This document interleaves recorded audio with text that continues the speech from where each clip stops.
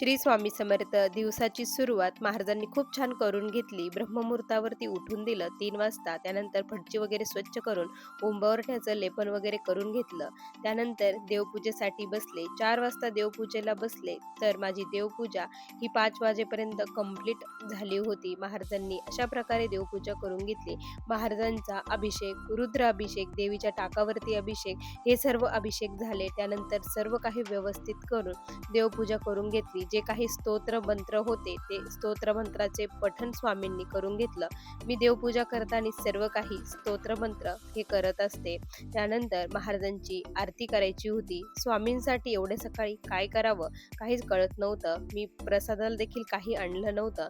त्यामुळे मी जे काही पुरण बनवलेलं होतं ते पुरण मी स्वामींना नैवेद्यासाठी ठेवलं. स्वामींची त्यावेळेस महाआरती मी करून घेतली, कारण नंतर मला टाईम मिळणार नव्हता, कारण मला मठामध्ये देखील जायचं होतं. तिथे मला पुरणपोळीचा स्वयंपाक घेऊन जायचा होता. त्यासाठी मला आता तयारी करायची होती आणि मग आता मी पुरणपोळीच्या स्वयंपाकाला लागली होती. पुरणपोळीचा स्वयंपाक मी करत होती. मला माहीत नव्हतं हे कसं होणार होतं, कारण खूप साऱ्या पुरणपोळी मला तिथे घेऊन जायच्या होत्या. स्वामींवरती सर्व काही सोडून दिलेलं होतं. तुम्ही माझ्याकडून करून घ्या ही विनंती स्वामींना केली होती आणि स्वामींनी खरंच तसंच केलं. ज्या टायमापर्यंत माझं हे व्हायला पाहिजे होतं पुरणपोळीचा स्वयंपाक, त्या टायमापर्यंत महाराजांनी तो स्वयंपाक माझ्याकडून करून घेतला. अगदी 9 वाजता माझा स्वयंपाक हा पूर्णपणे रेडी झालेला होता. स्वामींनी तो स्वयंपाक पूर्ण करून घेतला आणि जवळपास मी मठामध्ये खूप साऱ्या पोळ्या घेऊन गेली. महाराजांना घरी देखील नैवेद्य दाखवला. अशा प्रकारे महाराजांनी हा पुरणपोळीचा स्वयंपाक माझ्याकडून करून घेतला. अशक्य होतं खरंच 9 वाजेपर्यंत एवढं होणं, पण महाराजांनी करून घेतलं. त्यानंतर मी मठामध्ये गेली. मठामध्ये खूप छान असं डेकोरेशन करण्यात आलेलं होतं. महाराजांना पूर्ण फुग्याने सजवलेलं होतं. खूप प्रसन्न, खूप छान वाटत होतं. तेथून निघूच वाटत नव्हतं, इतकं छान वाटत होतं. तुम्ही बघू शकता किती सुंदर असं डेकोरेशन तिथे केलेलं होतं. महाराजांचा अभिषेक वगैरे झाला होता. त्यानंतर हवनिक्त स्वामी चरित्राचे पाठ देखील झाला. त्यानंतर 10:30ची आरती होती. 10:30च्या आरतीच्या अगोदर मी आणि माझी मुलगी आम्ही दोघी जणी महाराजांना नैवेद्य घेऊन तिथे गेलेलो होतो. त्यानंतर महाराजांची महाआरती सर्व काही झालं. आज स्वामींनी मला तिथे बोलण्याची संधी देखील दिली होती. माझ्या मुखातून तिथे मार्गदर्शन होणार होतं आणि स्वामींनी माझ्याकडून मार्गदर्शन देखील खूप छान पद्धतीने करून घेतलं. मला माहीत नाही मी कशी बोलली, काय बोलली, पण सर्वजण म्हणत होते छान बोलली. मी स्वामींना अगोदरच मुजरा करताना विनंती केली होती की माझ्या मुखातून तुम्हीच बोलून घ्या म्हणून. करता करविता तुम्हीच आहात. मी फक्त निमित्त मात्र आहे. ज्या सेवेकऱ्यांपर्यंत जे पोचवायचं आहे तेच मला तिथपर्यंत पोचवा अशी विनंती मी केली होती आणि महाराजांनी तसंच माझ्याकडून काही करून घेतलं. जे करती धांबिक भक्ती तयावरी स्वामी कृपा न करती, सद्भावे जे ओवाळती त्यावरी होती कृपाळू व्हा, अशी ओवी स्वामींनी माझ्याकडून बोलून घेतली. त्यानंतर स्वामी चरित्रात स्वामींनी जे जे सांगितलं आहे, जे आतापर्यंत मला स्वामींनी सांगितलं आहे ते मी सर्व काही तिथे सांगण्याचा प्रयत्न केला. जे नवीन सेवेकरी आहे त्यांनी महाराजांना कधीच सोडू नये, महाराजांच्या सेवेमध्ये राहावं, महाराजांची सेवा केल्याने काय मिळतं याची सर्व काही माहिती महाराजांनी माझ्याकडून त्यावेळेस बदलून घेतली. खरंच मी स्वतःला खूप भाग्यवान मानते की मी महाराजांच्या सेवेमध्ये आहे, कारण महाराजांशिवाय दुसरं कोणीच नाही. त्रिलोक्याचे जे स्वामी आहे त्यांच्या सेवेमध्ये आपण आहोत.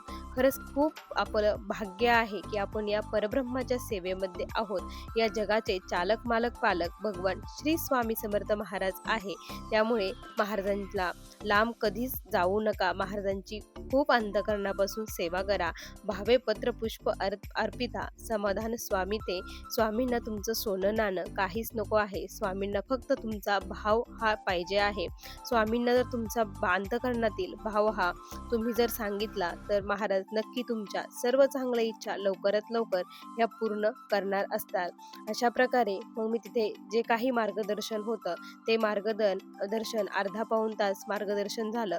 त्यानंतर 12 वाजता स्वामी चरित्राचा पुन्हा एकदा पाठ घेण्यात आला. स्वामी चरित्राचं पाठ वगैरे झाला. त्यानंतर मांदियाळी स्वरूपात तिथे जे काही भोजन होतं, ते भोजनाचा आस्वाद आम्ही सर्वांनी घेतला. खूप प्रसन्न वाटत होतं. जेवण करताना श्री स्वामी समर्थ या मंत्राचा जयघोष लावलेला होता. त्यामुळे तर ते प्रसाद इतका सुंदर वाटत होता, जणू काय अक्कलकोटमध्ये बसून प्रसाद ग्रहण करत आहोत, अशी वाटत होतं. खूप छान, खूप भरून पावल्यासारखं त्यावेळेस वाटत होतं. असं वाटत होतं, की आज काय करावं, काय नाही. आनंदाने मन भरून गेलं होतं. मी जरी 3 वाजता उठली होती, पण माझ्यामध्ये थोडा देखील कंटाळा, आळस काहीच नव्हतं. इतकं मी उत्साहाने भरलेली होती. महाराजांनी ही शक्ती मला कुठून दिली मला माहीत नाही. खूप सारी शक्ती महाराजांनी त्यावेळेस माझ्यामध्ये भरली होती. त्यानंतर आम्ही जे काही आमची हे झालं, जेवणं वगैरे झाले, सर्व काही दरबार स्वच्छ वगैरे करण्यात आला. त्यानंतर आम्हाला देऊळ कसं बसवायचं याचं मार्गदर्शन तिथे करण्यात आलं होतं. देऊळ कसं बसवायचं ते तिथे सांगितलं आणि मग ते देऊळ बसवल्यानंतर आम्ही घरी गेलो. घरी गेल्यानंतर माझी मुलगी आणि आम्ही सर्वजण घरी गेलो.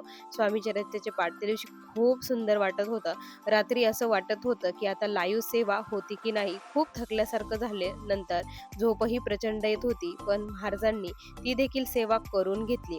त्यानंतर जे काही घडणार होतं ते सर्व काही महाराजांनी करून घेतलं. आपण फक्त निमित्त मात्र असतो. जे काही होतं ते महाराजच आपल्याकडून करून घेत असतात. कालचा दिवस खरंच खूप छान स्वामींनी घातला.